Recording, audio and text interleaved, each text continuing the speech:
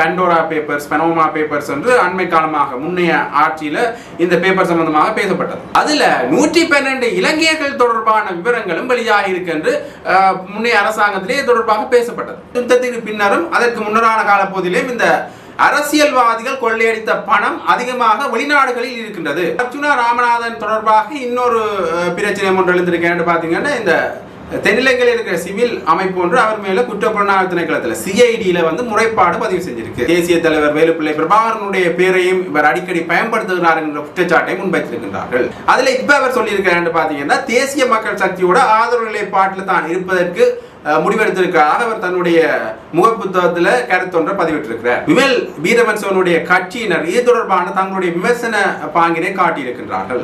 அவர்கள் சொல்கின்ற பொழுது என்ன சொல்லியிருக்கிறார் என்றால், இப்படியாக தமிழர்கள் நிலைப்பாடு தொடர்பாக சாதகமான முடிவுகளை எடுக்கக்கூடாது என்கின்ற பொருள்பட அன்ரோவுக்கு ஆலோசனை வழங்கியிருக்கின்றார்கள்.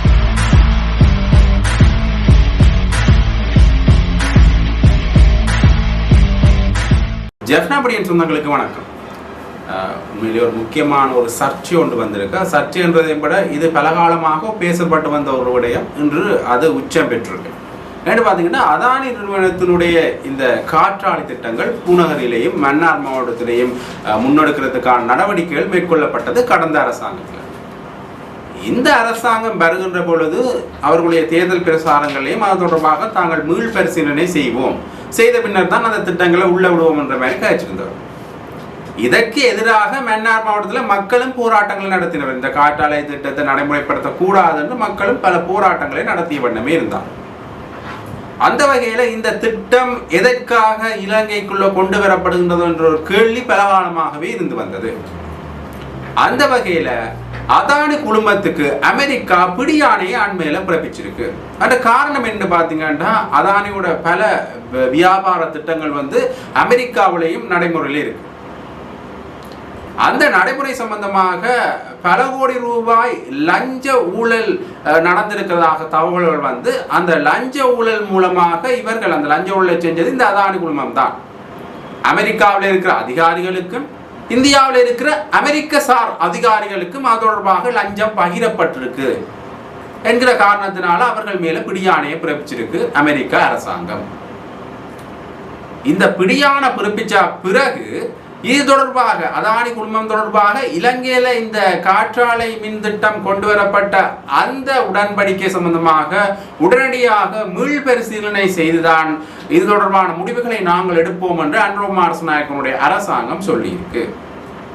இதற்கான காரணம் என்று பார்த்தீங்கன்னா, இந்த அரசாங்கம் உள்ள வரைக்கே இந்த ஊழல் லஞ்சம் திருடர்களை நாங்கள் பிடிப்போம் என்கின்ற பொருள்பட அவர்கள் பிரசாரம் செஞ்சுதான் இந்த ஆட்சியை கைப்பற்ற அந்த நடைமுறைக்கு வந்தார். அதற்கு பிறகு இது தொடர்பான திட்டங்கள் தொடர்பாகவும் அவர்கள் தங்களுடைய பிரசாரத்தில் பேசினார்கள். ஆகவே இந்த திட்டம் தொடர்பாக மீள் பரிசீலனை செய்யப்படும் என்று அவர்களுடைய அரசாங்கம் சார்பாக சொல்லியிருக்கிறார். ஆகவே உண்மையிலேயே இது தொடர்ந்து நடைமுறைப்படுத்தப்படுமா இல்லையா என்பதை பொறுத்திருந்தான் நாங்கள் பார்க்கணும்.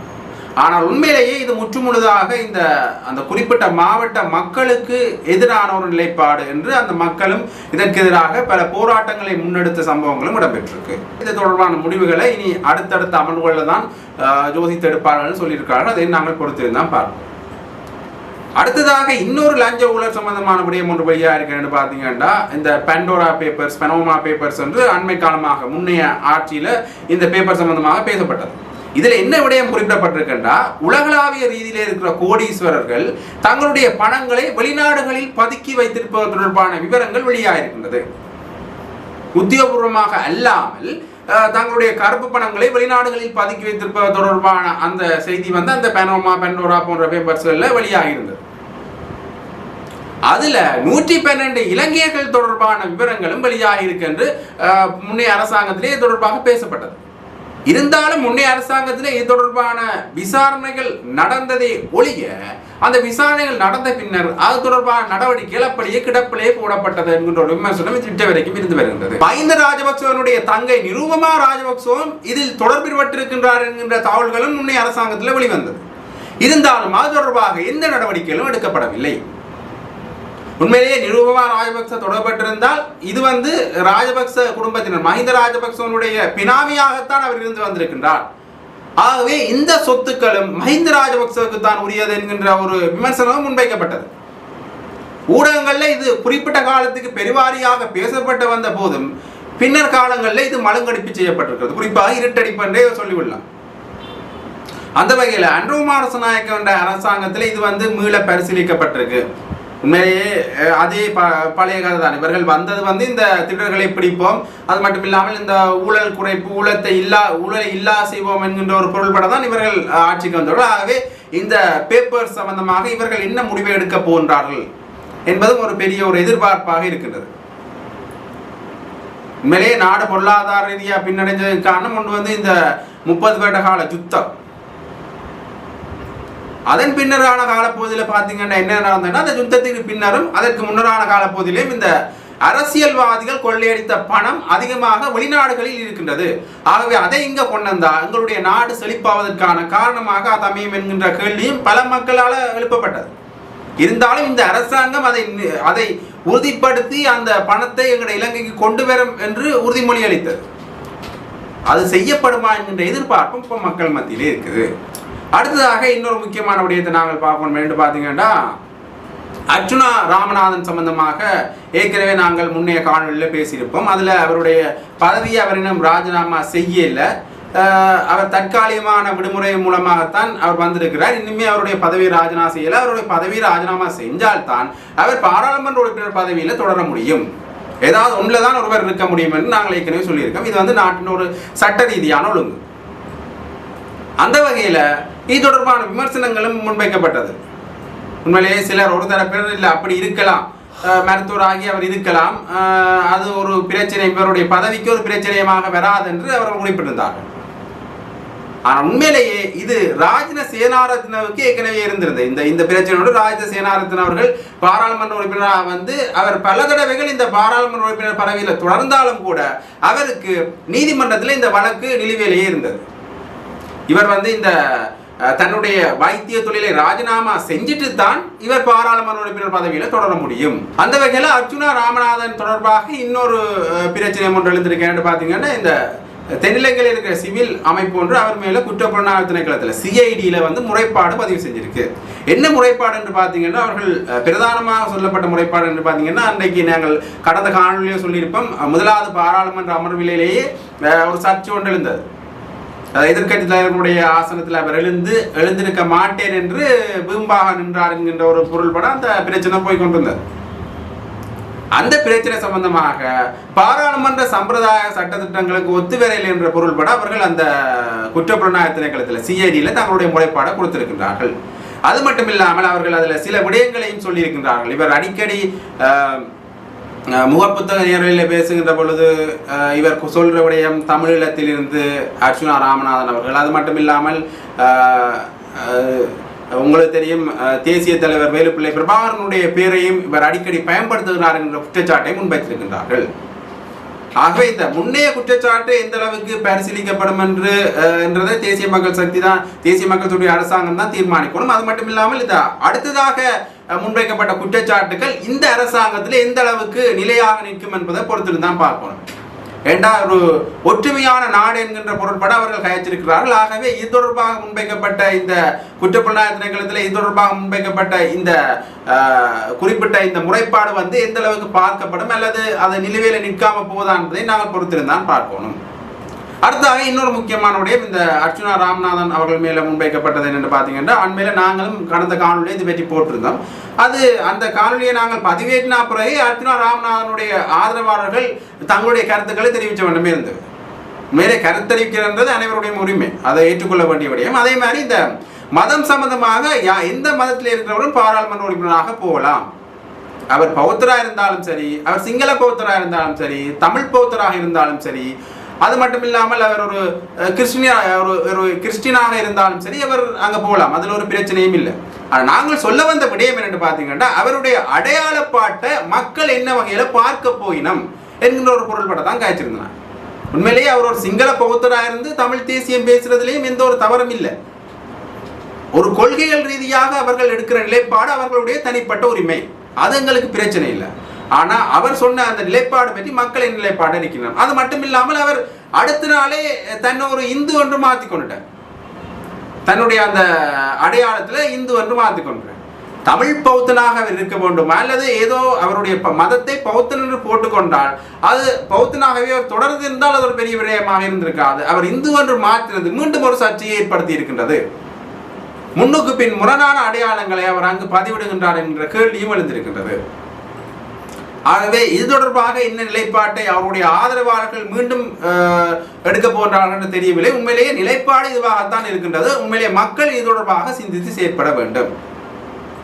அது மட்டுமில்லாமல் அவர் உங்களுக்கு தெரியும், அவர் இந்த பாராளுமன்ற தேர்தலில் தான் நிர்வகிக்க போறேன், அதாவது பாராளுமன்ற தேர்தலில் அவர் இறங்க போறேன் என்று முடிவெடுக்கிறதுக்கு முன்னரே இவருடைய அரசியல் நிலைப்பாடுகள் மாற்றாகத்தான் இருந்தது. சங்கு சின்னத்துக்கு ஆதரவு தெரிவிக்க போறேன்னு சொல்லியிருந்தவர், பிறகு சைத் பிரேமதாஸ் அவர்களுக்கு ஆதரவு தெரிவிக்க போறேன்னு சொல்லியிருந்தவர், பிறகு தேசிய மக்கள் சக்திக்கும் ஆதரவு தெரிவிக்க போறேன்னு சொல்லி அன்ரோமா அரசநாயக்க அவர்களுடைய படம் பொறிக்கப்பட்ட ஒரு மேலங்கியை அணிஞ்சோண்டு அவர் தன்னுடைய நேரலையையும் தொடுத்திருந்தவர். அந்த வகையில் அவருடைய நிலைப்பாட்டு கூட முன்னுக்கு பின் முரணாகத்தான் இருந்தது. அந்த வகையில் திருப்பி மறுபடியும் இவர் கதைக்கின்ற பொழுது சொல்லியிருந்தார், தான் தமிழ் தேசியம் சம்பந்தமாக சில விடயங்களை எடுத்து கூறுவதற்காகத்தான் பாராளுமன்றம் சென்றிருக்கின்றேன். அது மட்டும் இல்லாமல் எந்த நிலைப்பாட்டில் இருக்க போறீங்க என்று கேட்டுக்க அவர் இன்னுமே நான் உறுதியாக இன்னும் சொல்லலைன்னு சொல்லியிருந்தவர். அதில் இப்போ அவர் சொல்லியிருக்கிறார் பார்த்தீங்கன்னா தேசிய மக்கள் சக்தியோட ஆதரவு நிலைப்பாட்டில் தான் இருப்பதற்கு முடிவெடுத்திருக்கிறார். அவர் தன்னுடைய முகப்புத்தகத்தில் கருத்தொன்றை பதிவிட்டிருக்கிறார். அது குறிப்பாக அவர் சொல்லிக்க என்னுடைய சொல்லியிருக்கிறார், இந்த வேற்றுமையில் ஒற்றுமையாக நாங்கள் வாழ வேண்டிய ஒரு சந்தர்ப்பத்தை தேசிய மக்கள் சக்தி ஏற்படுத்தி தருமாக இருந்தால் அவர்களோடு நாங்கள் இணைந்து பணியாற்றுவதற்கு தயாராக இருக்கின்றோம் என்கிற பொருள்பட அவர் தன்னுடைய அந்த கருத்தை பதிவிட்டிருக்கிறார். ஆக இப்படியாக அவருடைய நிலைப்பாடுகளும் முன்னுக்கு பின் முரணாக இருக்கின்றதை நாங்கள் காணக்கூடிய மாதிரி இருக்குது. உண்மையிலேயே ஒரு நிலைப்பாடு என்பது ஒருவருடைய உரிமை. உண்மையிலேயே ஒரு கருத்து நிலைப்பாடு என்றது ஒருவர் எப்பயும் எப்படியும் எடுத்துக்கொள்ளலாம், அது ஒரு பிரச்சனை இல்லை, அது அவருடைய உரிமை. இருந்தாலும் அது ஒரு பொது வழியில் முன்வைக்கின்ற பொழுது அதை பொதுமக்களை குழப்புகின்ற விடயமாக இருக்கக்கூடாது. இவர் என்ன நிலைப்பாட்டில் இருக்கிறார் என்று பொதுமக்கள் முடிவெடுக்க முடியாத நிலைமையில இப்பயும் இருக்கிற ஒரு சூழ்நிலை தான் இருக்குது. ஆகவே இதைத்தான் ஒரு விமர்சனமாக நாங்கள் முன்வைக்க விரும்புகின்றோம். இப்படியாக பல விடயங்கள் இந்த அர்ச்சுனா ராமநாதன் தொடர்பான ஒரு சர்ச்சையாகவே மாறி வருகின்றது. உண்மையிலேயே அவருக்கான ஆதரவலைகள் பெருகியிருந்தாலும் கூட எதிர்ப்பலைகளும் அண்மை காலமாக வந்த வண்ணமே இருக்கின்றது. குறிப்பாக இவர் தேர்வு செய்த வழி சரியானது. அதாவது ஒரு சாவகச்சேரி வைத்தியசாலையில் உள்ள இருக்கிற அந்த முக்கிய விடயங்களை வெளிக்கொண்டு வந்தவர். அங்கே இருக்கிற பல சர்ச்சையான விடயங்கள், ஊழல் சம்பந்தப்பட்ட விடயங்களை வெளிக்கொண்டு வந்தவர். அது உண்மையிலேயே ஏற்றுக்கொள்ளத்தக்க விடயம். அதற்கு பிறகான காலப்பகுதியில் இவர் பேசிய விடயங்களாக இருக்கட்டும், நேரடியில் கயற்ற விடயங்களாக இருக்கட்டும், முன்னுக்கு பின் முரணாக இருக்கிற அதே சமயத்தில் உண்மையிலேயே ஒரு சில புரள்வான விடயங்களை இவர் கயச்சிருந்தவர். ஆகவே அதுதான் இவருடைய வாய்தான் இவருக்கு பின்காலத்தில் எதிரியாக மாறி இருக்கின்றது என்கிற விமர்சனம் இவர் மேலும் முன்வைக்கப்படுது. ஆகவே தொடர்ந்து இவருடைய அரசியல் நிலைப்பாடுல இவர் தொடர்ந்து பயணிக்க வேண்டுமா இருந்தால் தன்னுடைய நிலைப்பாடுகளை மாற்றிக்கொள்வது சரியாக இருக்கும் என்று இப்பயும் அரசியல்வாதிகள் தங்களுடைய கருத்துக்களை முன்வைச்ச வண்ணமே இருக்கிறார். ஆகவே இப்படியாக அர்ச்சுனா ராமநாதன் அவர்களுடைய நிலைப்பாடு இருக்கின்றது. அது மட்டும் இல்லாமல் உங்களுக்கு தெரியும், இந்த அரசியல் நிலைப்பாடு ஒரு பக்கம் இருக்கிற அந்த சூழ்நிலையில உண்மையிலேயே வெள்ள பேரிடர் இப்ப வடமாகாணத்தை சூழ்ந்திருக்கு. குறிப்பாக குருநகர், அது மட்டும் இல்லாமல் காக்கைதீவு போன்ற பல இடங்கள் வெள்ளத்தில் மூழ்கிற ஒரு சூழ்நிலை தான் இருக்குது. உண்மையிலேயே பகுதி அளவில் பல வீடுகள் சேதமடைஞ்சிருக்கு. அதே நேரத்தில் முழுமையாகவும் பல வீடுகள் சேதமடைஞ்சிருக்கு. அது உங்களுக்கு தெரியும், இந்த காக்கைதீவு என்று எடுத்துக்கொள்கின்ற பொழுது பல எங்களுடைய கழிவுகள் கொட்டப்படுற இடமாகவும் அது பார்க்கப்படுகின்றது. அந்த இடத்துல வெள்ளம் பெறுகின்ற பட்சத்தில் அந்த மக்கள் உண்மையிலேயே அந்த வீடுகளில் தங்கி இருப்பதற்கு ஒவ்வாத நிலைமையை தான் அது காட்டுகின்றது. ஆகவே இது தொடர்பாக உரிய அதிகாரிகள் உடனடியாக நடவடிக்கை எடுக்கணும். அது மட்டும் இல்லாமல் இன்னொரு முக்கியமான விடயத்தை நாங்கள் பார்க்கணும். காபோதா உயர்தர பரீட்சை நெருங்கி வருது. அந்த வகையில் இப்படி ஒரு இடர் அந்த பரீட்சைக்கு எதிராக அமையலாம். ஆகவே மாணவர்களுக்கு கல்வி கற்றக்கூடிய சூழலை உருவாக்குறதும் எங்களை கடமையாக இருக்கு. இது தொடர்பாகவும் உரிய அதிகாரிகள் நடவடிக்கை எடுக்க வேண்டும். அந்த வகையில் இன்னொரு முக்கியமான விடயத்தை நாங்கள் பார்க்கணும் என்று பார்த்தீங்கன்னா, அண்மையில் இந்த தேர்தல் நிலவரங்கள் முடிஞ்ச பிறகு அன்ரோமா அரசநாயக்க அவர்களுக்கு கனடிய தமிழ் காங்கிரஸ் வாழ்த்துக்களை தெரிவிச்சுட்டு சில விடயங்களையும் முன்வச்சிருக்கிறது. தமிழர் தொடர்பான விடயத்தில் நீங்கள் கொஞ்சம் சாதகமான நிலைப்பாட்டை காட்டணும், தேசிய பிரச்சனைகள் தொடர்பாக நீங்கள் பார்க்கணும். அது மட்டும் இல்லாமல் 13ஆவது சீர்திருத்தம் நடைமுறைப்படுத்தப்படணும், மாகாண சபை தேர்தல் நடத்தப்படணும் என்ற பல விடயங்களை தமிழர் சார்பாக எடுத்துரைத்திருந்தது. ஒரு கிட்டத்தட்ட ஒரு ஆலோசனை மாதிரியே சொல்லியிருந்தது. விமல் வீரவன்சனுடைய கட்சியினர் இது தொடர்பான தங்களுடைய விமர்சன பாங்கினை காட்டியிருக்கின்றார்கள். அவர்கள் சொல்கின்ற பொழுது என்ன சொல்லியிருக்கிறார்கள் என்றால், இப்படியாக தமிழர்கள் நிலைப்பாடு தொடர்பாக சாதகமான முடிவுகளை எடுக்கக்கூடாது என்கின்ற பொருள்பட அன்ரோவுக்கு ஆலோசனை வழங்கியிருக்கின்றார்கள்.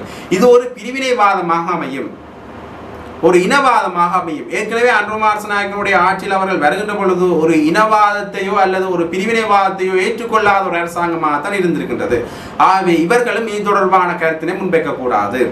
குறிப்பாக இந்த இனவாதத்தை மக்கள் அனைவருமே, வடமானம் சரி அனைவருமே நிராகரித்து விட்டார்கள் என்பதற்கு சுமந்திரன் அவர்களை நிராகரித்ததே ஒரு பெரிய காரணமாக இருக்கின்றது என்றும் அவர் அதுக்கு ஒரு உதாரணமாக சுட்டிக்காட்டுகின்றார். ஆகவே இது தொடர்பான விடயங்களை அவர்கள் நடைமுறைப்படுத்தக்கூடாது. குறிப்பாக இந்த மாநசபை தேர்தல், அது மட்டும் இல்லாமல் வடக்கில் இருக்கிற விகாரைகளை அபிவிருத்தி செய்தலை நிப்பாட்டுதல், வடக்கில் இருக்கிற விகாரைகளை அபிவிருத்தி செய்தலை நிப்பாட்டுதல், மாநசபை தேர்தல், 13வது சீர்திருத்தத்தை நடைமுறைப்படுத்தல் போன்ற விடயங்களை இந்த கனடிய தமிழ் காங்கிரஸ் சொல்லியிருக்கு. ஆகவே இந்த விடயங்களை தயவு செஞ்சு நாங்கள் நடைமுறைப்படுத்தக்கூடாது, இது பிரிவினைவாதத்துக்கு வழிவகுக்கும் என்று விமல் வீரவன்ச கட்சியினர் சொல்லியிருக்கின்றார்கள். உண்மையிலேயே இது தொடர்பாக அன்ற அரசாங்கம் என்ன முடிவெடுக்க போதுன்னு தெரியல. இச்சை வரைக்குமே ஓரளவு சாதகமான முடிவைத்தான் தமிழர் நிலைப்பாடுகளிலிருந்து எடுத்துக்கொண்டு வந்திருக்கிறது. இனி என்ன மாதிரியான நிலைப்பாடு எடுக்க போதுன்னு பூரணமாக இன்னுமே அறிவிக்கல. தமிழ் தேசிய பிரச்சனைகள் தொடர்பாக கூட இன்னும் அவர்களோட கட்சியிலிருந்து உத்தியோகபூர்வமாக எந்த ஒரு பூரண தகவல்களும் பெறையில. ஆகவே இதையும் நாங்கள் பொறுத்திருந்தான் பார்க்கணும். தொடர்ந்தும் இது தொடர்பான செய்திகளை நீங்கள் அறிஞ்சு கொள்றதுக்கு ஜப்னா புரியன் சேனலோட நினைஞ்சிருங்க. நன்றி, வணக்கம்.